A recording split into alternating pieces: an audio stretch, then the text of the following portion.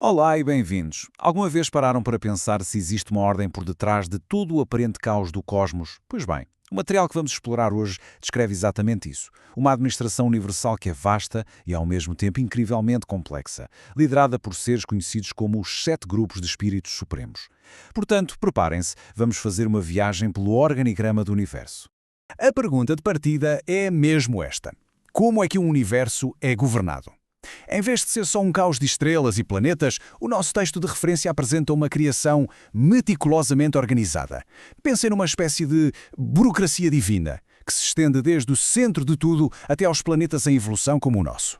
Ok, para percebermos como isto tudo funciona, vamos seguir um roteiro com 5 pontos. Primeiro, vamos olhar para a hierarquia suprema. Depois, vamos conhecer os seus executivos. A seguir, exploramos o incrível sistema de comunicação deles. E depois, focamos-nos nos espíritos que dão forma aos mundos. E no fim, vamos ver como é que estas peças todas se encaixam. Vamos então à nossa primeira secção.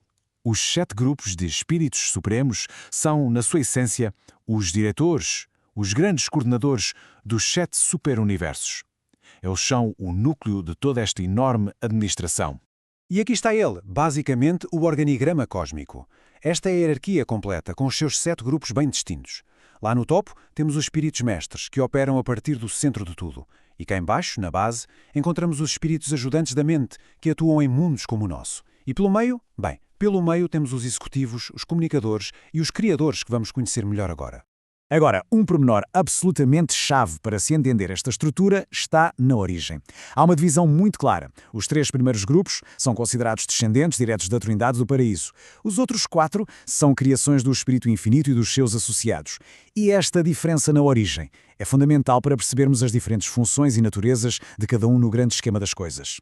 Vamos agora focar-nos no segundo grupo, os Executivos Supremos. Se imaginarmos o cosmos como uma mega-corporação, estes seriam os administradores do topo, os responsáveis por pôr em prática a estratégia divina em toda a criação. A palavra-chave aqui é executar. Eles não criam as políticas nem os grandes planos universais. Em vez disso, o trabalho deles é garantir que os planos, formulados pelas autoridades superiores como os 7 espíritos mestres, são mesmo postos em prática. Eles são os implementadores supremos.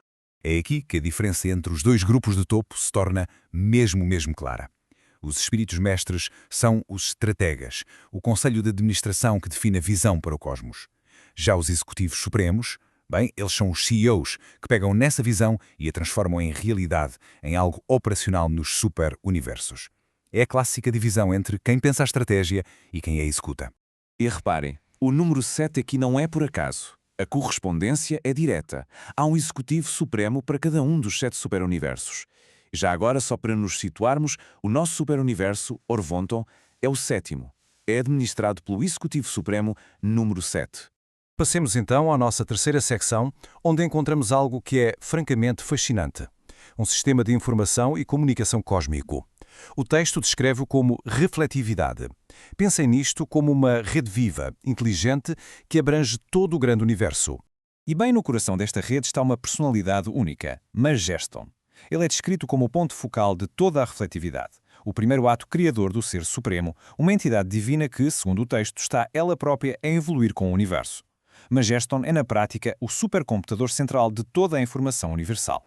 E os operadores desta rede são os 49 espíritos refletivos. A forma como nasceram é única. Resultam de uma colaboração entre a Trindade e cada um dos 7 espíritos mestres. E eles não são só canais de informação, atenção, são um arquivo vivo que guarda o registro de tudo o que tem valor espiritual. E isto leva-nos a um mistério profundo, bem resumido nesta citação do nosso material. Estes espíritos refletivos têm um poder de refletividade universal, coordenada, que nem mesmo os seus criadores mostram da mesma maneira. É um daqueles exemplos de como a criatura pode, por vezes, manifestar atributos que transcendem os do próprio Criador. Então, o ponto crucial aqui é este. Os espíritos refletivos criam os seus próprios assistentes, os auxiliares de imagens.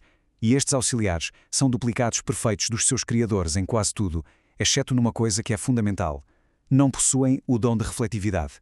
Funcionam como uma espécie de interface, como se fossem as vozes dos seus criadores, mas não são a fonte da informação. Ok, saímos desta rede de informação que é incrível e que sabe e registra tudo e vamos diretos aos arquitetos da criação. Vamos conhecer os espíritos criativos, também chamados de espíritos maternos, cuja existência não é estática. Pelo contrário, é uma autêntica jornada de evolução. A carreira deles é uma autêntica jornada progressiva. Começa como um potencial quase impessoal. Nas primeiras fases, a entidade treina e depois ajuda a construir o universo físico. Mas o ponto de viragem, a etapa 4, é o momento transformador, quando a vida é criada, este espírito atinge o estatuto de personalidade plena.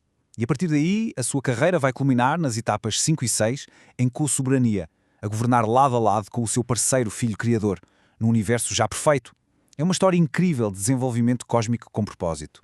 Muito bem, para concluir, vamos tentar juntar todas estas peças do puzzle. Vimos grupos diferentes, com funções muito distintas, mas a verdade é que todos trabalham em conjunto, formam uma única e coesa administração cósmica. Então, no fundo, o que é que elas fazem? As suas funções podem ser resumidas em 4 verbos principais. Eles unificam os diferentes níveis de governo, eles criam as hostes de espíritos que nos ajudam, eles coordenam as atividades em todos os superuniversos e, acima de tudo, eles administram, garantindo que o plano divino funciona de forma harmoniosa e com um propósito. E tudo isto deixa-nos com uma última pergunta, talvez a mais profunda de todas. O que exploramos hoje é a imagem de um universo que não é acidental, mas que é um sistema perfeitamente afinado e administrado. E se assim é, a pergunta que ecoa pelo cosmos é: para quê? Qual é o objetivo final de um desígnio tão grandioso? Fica a reflexão. Obrigado por nos acompanharem.